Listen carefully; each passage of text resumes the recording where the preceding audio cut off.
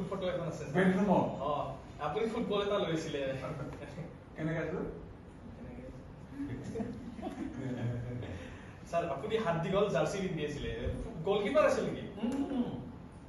তুই ফুটবল খেলা নেকি মই মাঝে মাঝে খেলিছিলো কিন্তু মই ফুটবল ভাল নাপাওঁ কিন্তু লেকচাৰ দিছি মই আনন্দ পাওঁ তেনে আনন্দ মই ক'তোৱে নাপাওঁ স্যাৰ মানুহে কয় আপোনাৰ প্ৰতিটো শব্দ মণি মুকুতাৰ দৰে উজ্জ্বল পৰিষ্কাৰ স্যাৰ আপোনাৰ শব্দবোৰ কাণেৰে সোমাই মন মগজু উজ্বলাই তোলে স্যাৰ আপুনি শব্দৰ যাদুকৰ হয় স্যাৰ মানুহক অন্য জগতলৈ লৈ যাব পাৰে স্যাৰ মোক শুনি খুব ভাল লাগে আপোনাক সকলোৱে ভাল পায় আৰু মানুহে কি কয় জানে আপোনাৰ দৰে ভাষণ দিয়া মানুহ আমাৰ এই দেশত বহুত